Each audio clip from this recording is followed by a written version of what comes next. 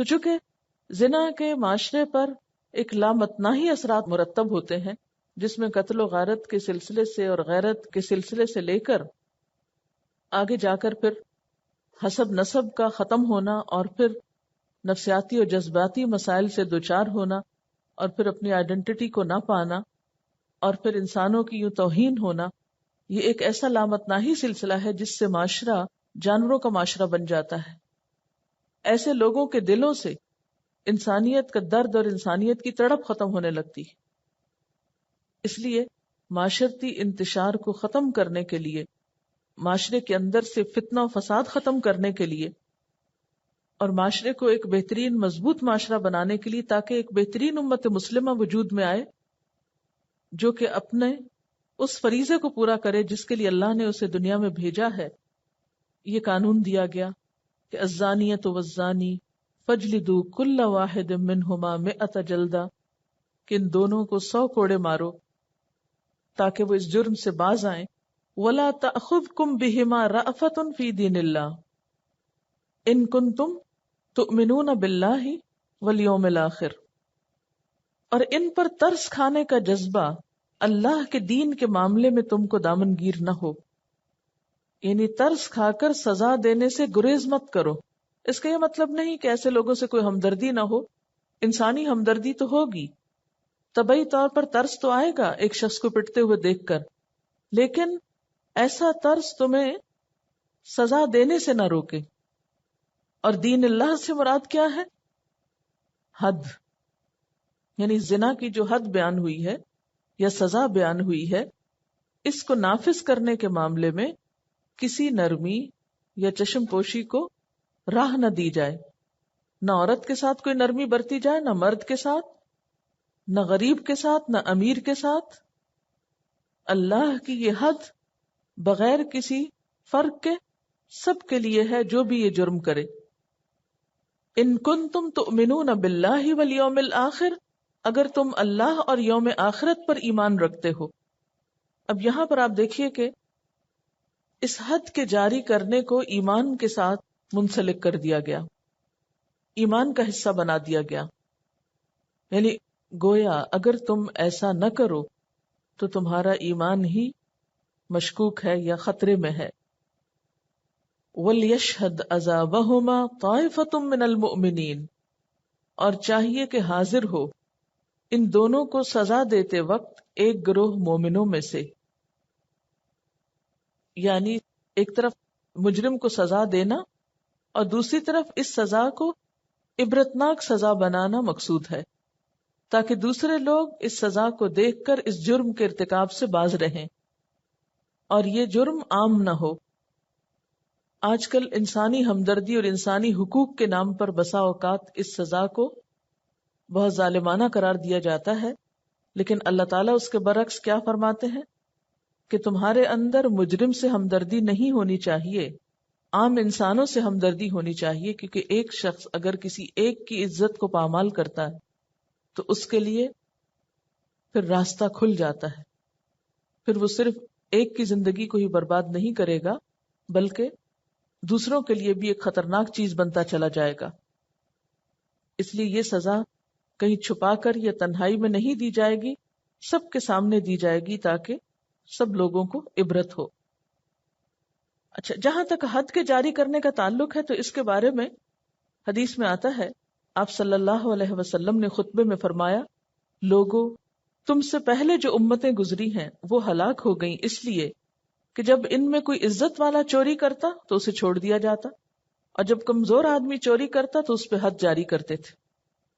اسی طرح آپ نے یہ بھی فرمایا کہ ایک حد جاری کرنا اہل زمین کے لیے 40 دن کی بارش سے زیادہ مفید ہے.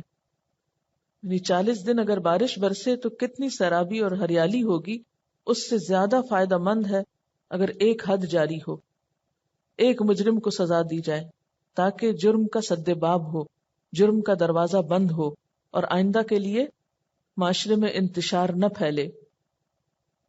پھر فرمایا، الزانی لا ينکح الا زانیۃ او مشرکۃ، زانی نکاح نہ کرے مگر زانیہ کے ساتھ یا مشرکہ کے ساتھ.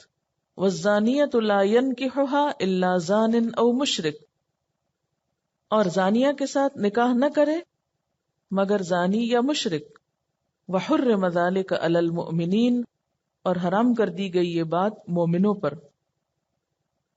اب یہاں پر ایک تجربے اور مشاہدے کی بات بتائی جا رہی ہے، اور وہ کیا ہے کہ یہ جرم اتنا خبیث جرم ہے، یہ فعل اتنا ناپسندیدہ ہے کہ اس کے اثرات دور تک جاتے ہیں۔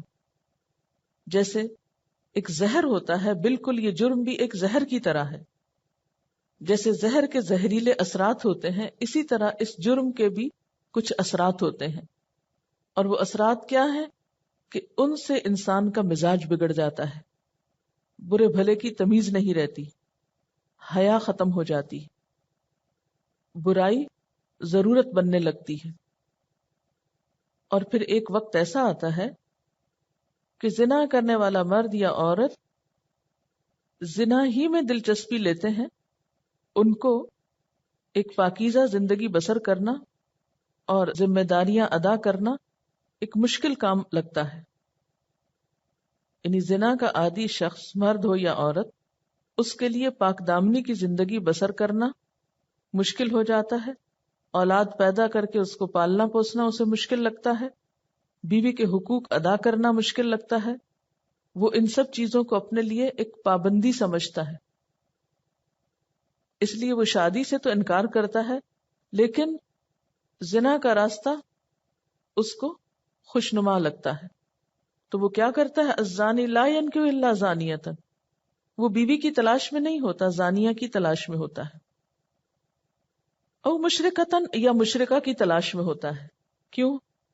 اس لیے کہ مومن عورت تو اس چیز کو پسند نہیں کر سکتی، لیکن زنا کرنے والا جب زنا کا عادی ہو جاتا ہے تو اس کا کسی نیک پاک صالح عورت کے ساتھ گزارا نہیں ہوتا، اگر ہوتا ہے تو یا زنا کرنے والی عورت کے ساتھ، یا پھر اگر مسلمانوں میں نہیں ملتی تو اس کو پھر اس سے بھی کوئی فرق نہیں پڑتا کہ کوئی مشرک عورت ہو، وہ اپنی خواہش پوری کرنا چاہتا ہے زنا کے طریقے سے، لہٰذا وہ کیا کرتا ہے؟ مشرکہ کی طرف بھی راغب ہو جاتا ہے۔ اور آپ کو معلوم ہے کہ ایک مسلمان مرد کا مشرک عورت سے نکاح ہوتا ہی نہیں، تو وہ بظاہر اگر نکاح ہو بھی تو وہ بھی ایک طرح کا زنا ہی ہے، لہذا ایک گندگی ایسی گندی طبیعت کو جنم دیتی ہے کہ جس کے نتیجے میں انسان گناہوں کی دلدل میں پھنستا ہی چلا جاتا ہے۔ اسی طرح پھر فرمایا وَالزَّانِيَةُ لَا يَنكِحُهَا إِلَّا زَانٍ أَوْ مُشْرِكٌ، کہ جو عورت زنا کی خوگر ہو جائے یا زنا میں دلچسپی رکھتی ہو اور اس سے توبہ نہ کرے تو اس کو بھی کوئی صالح شریف مرد پسند نہیں آتا، اس کے دل میں بھی گھر بسانے کی کوئی رغبت نہیں ہوتی، اس کی بھی زندگی کا اصل مقصد کیا ہوتا ہے کہ وہ خواہش پوری کرے، وہ بھی اگر تعلق رکھتی ہے تو ایک زانی مرد سے، کہ کوئی بھی شریف نیک محسن شخص اس سے تعلق نہیں رکھے گا، اور اگر مسلمان معاشرے میں کوئی مرد نہ ملے تو اسے اپنی خواہشات کی تسکین کے لیے کسی مشرک کے ساتھ بھی تعلق قائم کرنے میں کوئی آر محسوس نہیں ہوتی۔ اور ویسے بھی زنا اور شرک میں ایک تعلق بھی ہے نا، شرک بھی اللہ تعالیٰ کے ساتھ دوسروں کو الہ بنانا ہے، اور زنا بھی ایک مرد کے لیے بیوی کے ساتھ کسی اور عورت کو شریک کرنا ہے، یا بیوی کے لیے اپنے شوہر کے ساتھ کسی دوسرے مرد کو شریک کرنا ہے۔ تو الزانی لا ينکح الا زانیۃ او مشرکہ، یہ زنا کوئی معمولی جرم نہیں ہے، زنا ایک گندگی ہے جو ایک گندی طبیعت کو جنم دیتی ہے، جس میں پھر حلال سے کوئی دلچسپی نہیں رہتی۔ زنا کے عادی شخص کے لیے پھر کوئی پاک دامن عورت سوٹ نہیں کرتی، اس کے لیے دلچسپی کی چیز زانیہ عورت ہی ہوتی ہے، اس کو تسکین وہیں سے ہوتی ہے، یا پھر مشرکہ عورت، پھر اس کے لیے حرام اور حلال کے درمیان کوئی تمیز نہیں رہتی، مسلم اور کافر کا فرق اس کے لیے کوئی بڑا فرق نہیں ہوتا۔ اسی لیے ہم دیکھتے ہیں کہ ایسی سوسائٹیز جس میں مسلمان اور نان مسلمز اکٹھے رہتے ہوں، یعنی جہاں مسلمز عام طور پر مائنارٹیز میں ہیں، تو وہاں پر عموماً یہ دیکھا جاتا ہے کہ ینگر جنریشن میں لڑکیاں ہندو سے، سکھ سے، کرسچن سے شادی کرنے کو کوئی برا نہیں مانتی. پہلے ان سے فرینڈ شپ ہوتی ہے، پھر انہی کے ساتھ جا کے گھر بسا لیے جاتے ہیں یا پھر چھوڑ بھی دیے جاتے ہیں. بعض اوقات اگر سنجیدہ ہو جائیں تو اولاد وغیرہ بھی ہوتی ہے. ان کو پھر اس سے غرض نہیں ہوتی کہ ہمارا ایمان کہاں ہے اور دین کہاں ہے اور ہم ہیں کون اور ہماری آئیڈینٹی کیا ہے اور ہماری زندگی کا مقصد کیا ہے. انہیں صرف ایک حیوانی سطح پر اپنی خواہش پوری کرنے کی فکر ہوتی ہے. اس لیے یہ آیت پچھلی آیت کا ایک نتیجہ یا ایک وضاحت ہے. الزانی لا ينکح الا زانیۃ او مشرکہ والزانیۃ لا ينکحها الا زان او مشرک وحرم ذلک علی المؤمنین، اور یہ بات مومنوں پر حرام کر دی گئی. کون سی بات؟ اس کے دو معنی لیے گئے. ذالکہ سے ایک مراد زنا لیا گیا ہے کہ زنا ایمان والوں پہ حرام ہے، یعنی زنا ایسا خبیث کام ہے کہ جو اہل ایمان کے لیے کسی طرح بھی جائز نہیں. اور ذالکہ سے دوسرا معنی زانی عورت یا مرد مراد لیا گیا ہے کہ زانی عورت اگر توبہ نہیں کرتی تو اس سے نکاح کرنا ایک شریف مومن کے لیے حرام ہے. اسی طرح اگر ایک مرد زنا کا عادی ہے اور سب کو پتا بھی ہے کہ وہ شریف نہیں، تو کسی مسلمان باپ کے لیے جائز نہیں کہ اپنی شریف بیٹی کو ایسے شخص کے نکاح میں دے دے. ایسا کرنا حرام ہے. یعنی زانی مرد سے پاک دامن عورت کا نکاح یا زانیہ عورت سے پاک دامن مرد کا نکاح حرام ہوگا. اور یہ کس صورت میں؟ جبکہ کوئی زنا کرنے کے بعد اس سے توبہ بھی نہ کرے، بلکہ اس کا ایسا عادی ہو چکا ہو کہ اس سے باہر آنے کی سوچے بھی نہ. اور بسا اوقات ایسا دیکھا بھی گیا ہے کہ ایک شریف عورت جو ہے یا ایک شریف بچی جو ہے کسی ایسے مرد سے بیاہ دی جاتی ہے کہ جسے اپنی بیوی سے تو دلچسپی کم ہوتی ہے لیکن باہر کی عورتوں سے زیادہ ہوتی. ایسی لڑکی کے لیے وہ گھر جہنم بنا رہتا ہے اور وہ نفسیاتی مریض ہو جاتی. اسی طرح بسا اوقات یہ دیکھا گیا ہے کہ ایک شریف لڑکے کے ساتھ ایسی لڑکی کی شادی ہو جاتی ہے کہ جس کو گھر بسانے سے کوئی دلچسپی نہیں ہوتی. وہ شادی کے بعد بھی غیر لڑکوں کے ساتھ اپنی فرینڈ شپ ختم نہیں کر سکتی. اس صورت میں گھر کی دنیا جب متاثر ہوتی ہے، خاندان متاثر ہوتا ہے، بچے متاثر ہوتے ہیں، تو ایک اچھا مسلمان معاشرہ وجود میں نہیں آ سکتا. وَحُرِّمَ ذَلِكَ عَلَى الْمُؤْمِنِينَ. ہاں ایک صورت ہے کہ اگر پاسٹ میں کوئی عورت یا مرد ایسے کسی جرم کا ارتکاب کرتا رہا ہو، پھر وہ سچے دل سے توبہ کر لے، تو اس کے بعد اس کا نکاح کسی پاک دامن مرد یا عورت، یعنی مرد ہے تو عورت سے اور عورت ہے تو مرد سے جائز ہے، پھر حرام نہیں. حرام اسی صورت میں ہے جبکہ وہ اپنی اس عادت کو نہ چھوڑے اور نہ برا سمجھے. اب چونکہ یہ بہت بڑا جرم ہے، بہت ہی قبیح اور بڑا گناہ ہے. آپ جانتے ہیں کہ زنا کو کبیرہ گناہوں میں شمار کیا گیا ہے. تو اس سلسلے میں مزید بھی کچھ قوانین دیے گئے، مزید کچھ احکامات دیے گئے کہ والذین یرمون المحصنات، اور وہ لوگ جو زنا کا الزام لگائیں محصنات پر، پاک دامن عورتوں پر، ثم لم یأتوا بأربعة شہداء، پھر 4 گواہ نہ لائیں، فجلدوہم 80 جلدہ، تو کوڑے مارو ان کو 80 کوڑے. زنا کی سزا 100 کوڑے اور زنا کا الزام لگانے کی سزا 80 کوڑے. زنا شدید جرم ہونے کی وجہ سے کسی غیر زانی پر زنا کا الزام بھی شدید جرم ہے. یعنی ایک شخص جس نے ایسا جرم نہیں کیا اور کوئی اس پہ الزام لگا رہا ہے کہ تم نے ایسا کیا ہے، تو یہ الزام عام الزاموں کی طرح نہیں، بہت شدید بات ہے. اس لیے اس کی سزا 80 کوڑے بتائی گئی. یعنی معنی اس کا کیا ہے کہ اگر کوئی شخص کسی کو غلط کام کرتے ہوئے دیکھتا ہے تو اسے چاہیے کہ 3 اور کو بھی بلا کے دکھا لے، ورنہ اپنا منہ سیل کر لے. کسی کو بھی ایسی کوئی بات کرنے کی اجازت نہیں. کیوں؟ تاکہ معاشرے کے اندر ایسے تعلقات کا چرچا نہ ہو، ایسے سکینڈلز عام نہ ہوں، کیونکہ ان سکینڈلز کے مشہور ہونے سے بھی بہت سی برائیاں جنم لیتی. یعنی دو صورتوں میں سے ایک صورت ہوگی. ایک صورت کیا کہ اگر کسی نے کوئی غلط کام کیا ہے اور آپ اس کے چشمدید گواہ ہیں، یعنی اگر کسی مرد نے ایسا دیکھا ہے تو 3 مرد اور اس کے ساتھ اس فعل کو دیکھیں اور اس گواہی کی بنیاد پر، یعنی 4 مردوں کی گواہی کی بنیاد پر سزا دے دی جائے، یا پھر اس بات کا ذکر کسی سے بھی نہ کیا جائے، نہ گھر میں اور نہ عدالت میں. کیونکہ جب ایسی باتیں عام ہوتی ہیں تو اس سے بھی بہت سی خرابیاں پیدا ہوتی ہیں.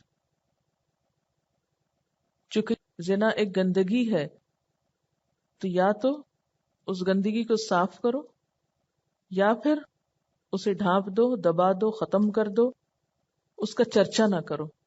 کیونکہ گندی باتوں کا چرچا بھی بذات خود ایک گندگی ہے، یہ گندگی کو پھیلانا ہے. تو وہ لوگ جو پاک دامن عورتوں پر تہمت لگائیں پھر 4 گواہ لے کر نہ آئیں، ان کو 80 کوڑے مارو. وَلَا تَقْبَلُوا لَهُمْ شَهَادَةً أَبَدًا، اور ان کی گواہی کو کبھی قبول نہ کرو. وَأُولَئِكَ هُمُ الْفَاسِقُونَ، اور یہی لوگ فاسق ہیں. فاسق کس کو کہتے ہیں؟ نافرمان کو، یعنی ناقابل اعتبار ہیں. ایسی کچی باتیں کرنے والے، دوسروں پہ جھوٹے الزام لگانے والے فاسق لوگ ہیں. وہ قابل اعتبار نہیں، قابل اعتماد نہیں. الا الذین تابوا من بعد ذلک، مگر وہ لوگ جو اس کے بعد توبہ کر لیں، واصلحوا، اور اصلاح کر لیں. فإن اللہ غفور الرحیم، تو بے شک اللہ تعالی غفور الرحیم ہے. یعنی اس سے کیا پتہ چلتا ہے کہ ایسی بات زبان سے نکالنے کے بعد اگر کوئی شخص پشیمان ہو، توبہ کر لے، تو پھر اس کی گواہی لی جا سکتی ہے. لیکن یاد رکھیے کہ توبہ سے کوڑوں کی سزا معاف نہیں ہوگی. یعنی ایک شخص نے کسی عورت پر جھوٹا الزام لگایا کہ یہ فلاں کے ساتھ ملوث دیکھی گئی ہے، اور وہ گواہ نہیں لا سکا اور اس نے بات اڑا دی، تو ایسی صورت میں سزا معاف نہیں ہوگی، خواہ وہ توبہ کر لے. ہاں 2 چیزیں اس سے ختم ہو سکتی ہیں، ایک تو اس کا مردود الشہادہ ہونا یا فاسق ہونا. یعنی اس کے بعد پھر وہ فاسق نہیں رہے گا توبہ کے بعد. والذین یرمون ازواجہم ولم یکن لہم شہداء الا انفسہم، اور وہ لوگ جو اپنی بیویوں کو الزام دیتے ہیں یا اپنی بیویوں پر تہمت لگاتے ہیں اور ان کے پاس اپنے سوا گواہ بھی نہیں ہوتے، تو اب کیا کیا جائے؟ یہ آیت دراصل پچھلی آیات کا ایک نتیجہ ہے. آیت نمبر 2 میں حد زنا پہ بات ہوئی، آیت نمبر 4 میں حد قذف پہ بات ہوئی. وہ 2 حدود سامنے آنے کے بعد، ان 2 سزاؤں کا ذکر کرنے کے بعد اب ایک تیسری صورتحال پیدا ہوئی، اور اس موقع پر کیا ہونا چاہیے اس کی وضاحت کی گئی. حد زنا کیا تھی کہ اگر کوئی عورت یا مرد ایسا قصور کرتا ہے تو اس کو 100 کوڑے لگائے جائیں. قذف میں کیا ہے کہ اس سزا کے دینے کے لیے 4 گواہ لانے ہوں گے. اگر کوئی شخص 4 گواہ نہ لائے تو خود اس کو 80 کوڑے لگائے جائیں. تو یہاں ایک تیسرا معاملہ پیش آیا کہ ایک شخص اپنی بیوی کو کسی غلط کام میں ملوث دیکھتا ہے، اپنی آنکھوں سے دیکھتا ہے، لیکن اس کے پاس گواہ نہیں ہے. تو اب کیا کرے؟ کیونکہ وہ ایک مشکل میں پڑ گیا. مشکل کیا ہے کہ اگر وہ معاملے کو اپنے ہاتھ میں لیتا ہے تو مثلاً یہ کہ اسے قتل کر دے غصے میں آ کے، یا اس کے خلاف کوئی بھی دست درازی کرے تو خود اس کی پکڑ ہوتی ہے. ہو سکتا ہے کہ اس کی اپنی جان خطرے میں ہو، کیونکہ جس شخص کے ساتھ اسے ملوث دیکھ رہا ہے وہ پلٹ کر اس پر حملہ کرے. اگر بیوی کو قتل کر دیتا ہے تو قصاص میں خود قتل ہوتا ہے. اور اگر معاملہ عدالت تک لے جاتا ہے اور اس کے پاس گواہ نہیں ہے تو حد قذف اس کو لگتی ہے. اور اگر وہ چھوڑ دیتا ہے تو چھوڑ نہیں سکتا، کیونکہ انسان کسی غیر کے معاملے کو تو چھوڑ سکتا ہے لیکن اپنے گھر میں خرابی ہوتے دیکھ کر اس کو چھوڑ بھی نہیں سکتا، تو اب کرے تو کرے کیا؟ تو ایسی صورتحال میں اس قانون میں کچھ تبدیلی کی گئی۔ یہاں اب لعان کا مسئلہ بتایا گیا ہے۔ لعان کا لفظ جو ہے ایک دوسرے پر لعنت بھیجنے کے لیے استعمال ہوتا ہے، ایک دوسرے پر لعنت اور غضب الہی کی بد دعا کرنا، اور اصطلاح شریعت میں میاں بیوی دونوں کو چند خاص قسمیں دینے کو لعان کہا جاتا ہے۔ اس کی صورت کیا ہے کہ وہ لوگ جو اپنی بیویوں پہ تہمت لگائیں اور ان کے اپنے سوا ان کے پاس گواہ بھی کوئی نہ ہو، فشہادت احدہم اربع شہادات باللہ، تو ان میں سے ایسے شخص کی گواہی یوں ہوگی کہ وہ 4 دفعہ اللہ کی قسم کھا کر گواہی دے گا، یعنی اس اکیلے کی گواہی 4 مردوں کے برابر ہوگی، لیکن وہ 4 مرد تو نہیں ہوں گے، 4 قسمیں ہوں گی۔ اور قسم کیسے کھائے گا؟ اللہ کے نام کی، کہ انہ لمن الصادقین، کہ وہ سچوں میں سے ہے، وہ جو کچھ کہہ رہا ہے سچ کہہ رہا ہے۔ والخامسۃ، اور 5ویں بار، اللعنۃ اللہ علیہ ان کان من الکاذبین، کہ اگر وہ جھوٹا ہو تو اس پر اللہ کی لعنت ہو۔ وَيَدْرَوْ عَنْهَا الْعَذَابَ، اور عورت اپنے سے عذاب اس طرح دور کر سکتی ہے کیونکہ مرد کی ایسی قسمیں کھانے کے بعد اب ہوگا کیا کہ عورت پر حد جاری ہوگی، لیکن صرف مرد کی گواہی پر عورت پہ حد جاری نہیں ہو سکتی، عورت کو بھی اپنے دفاع کا حق دیا گیا ہے۔ اور وہ دفاع کس طرح کر سکتی ہے؟ اپنے سے الزام کو کیسے دھو سکتی ہے، یا اس سے حد کس طرح ٹل سکتی ہے؟ کہ وہ 4 دفعہ اللہ کی قسم کھا کر گواہی دے کہ وہ شخص یعنی خاوند جھوٹا ہے۔ وَيَدْرَوْ عَنْهَا الْعَذَابَ أَن تَشْهَدَ 4 شَهَادَاتٍ بِاللَّهِ إِنَّهُ لَمِنَ الْكَاذِبِينَ، عورت سے سزا اس طرح دور ہو سکتی ہے کہ وہ 4 قسمیں اللہ کے نام کی کھائے کہ مرد جھوٹا ہے، شوہر جھوٹ بول رہا ہے۔ والخامسۃ، اور 5ویں قسم اس طرح کھائے، ان غضب اللہ علیہا ان کان من الصادقین، کہ اگر مرد سچا ہو تو مجھ پر اللہ کا غضب نازل ہو۔ اس طرح پھر کیا ہوگا کہ عورت کو سزا تو نہیں ملے گی اور مرد پر حد قذف جاری نہیں ہوگی، بلکہ دونوں کے درمیان نکاح فسخ کر دیا جائے گا، ہمیشہ کے لیے علیحدگی کر دی جائے گی۔ اس قانون کے آخر میں اللہ تعالیٰ کیا فرما رہے ہیں؟ وَلَوْلَا فَضْلُ اللَّهِ عَلَيْكُمْ وَرَحْمَتُهُ، اگر اللہ کا فضل اور اس کی رحمت تم پر نہ ہوتی تو بیویوں کے معاملے میں یا گھریلو زندگی میں ایسی مشکل کے معاملے میں تم پر بہت پریشانی آتی۔ اللہ نے لعان کا قانون اتار کر تمہارے لیے بہت آسانی کر دی ہے۔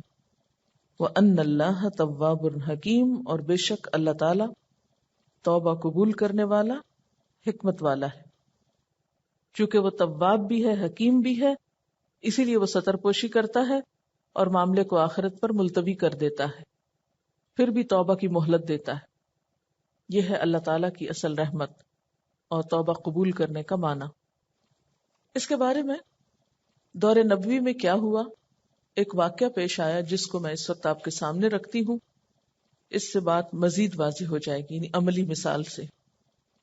ابن عباس کہتے ہیں کہ ہلال بن امیہ نے رسول اللہ صلی اللہ علیہ وسلم کے سامنے اپنی بیوی خولہ بنت عاصم کو شریک بن سحما سے متہم کیا، یعنی الزام لگایا۔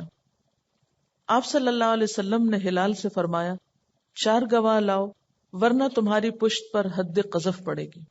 تم نے بیوی پہ الزام لگایا ہے، 4 گواہ لاؤ ورنہ تمہاری پٹائی ہوگی۔ ہلال نے جواب دیا، یا رسول اللہ صلی اللہ علیہ وسلم، اگر ہم میں سے کوئی شخص اپنی بیوی کو کسی سے بدکاری کرتے دیکھے تو کیا وہ گواہ ڈھونڈتا پھرے؟ یہ تو بہت مشکل ہے، لیکن آپ صلی اللہ علیہ وسلم یہی فرماتے رہے کہ گواہ لاؤ ورنہ حد پڑے گی، کیونکہ اللہ کا قانون تو یہی تھا نا اس سے پہلے۔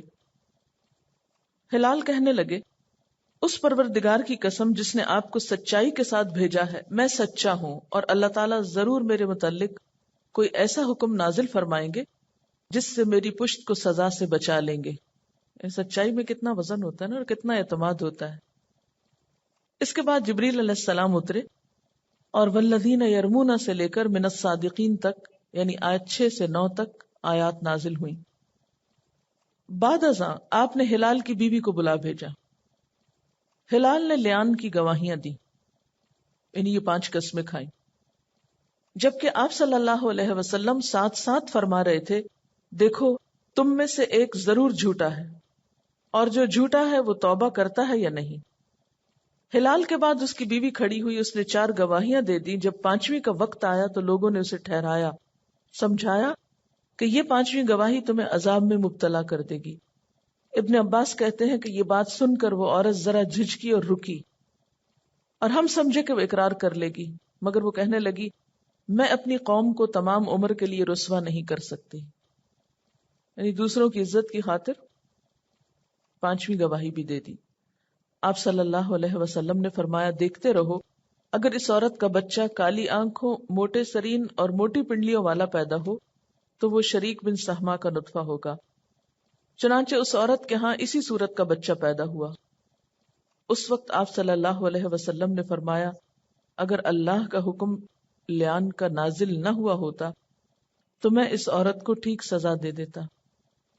پھر اسی طرح ایک اور واقعہ، سہل بن سعد راوی ہیں کہ اویمر بن حارث عاصم بن عدی کے پاس آئے، جو اویمر کے قبیلے بنی اجلان کے سردار تھے، اور ان سے پوچھا کہ اگر کوئی شخص اپنی بیوی کو کسی غیر مرد کے ساتھ دیکھے تو تم اس کے بارے میں کیا کہتے ہو؟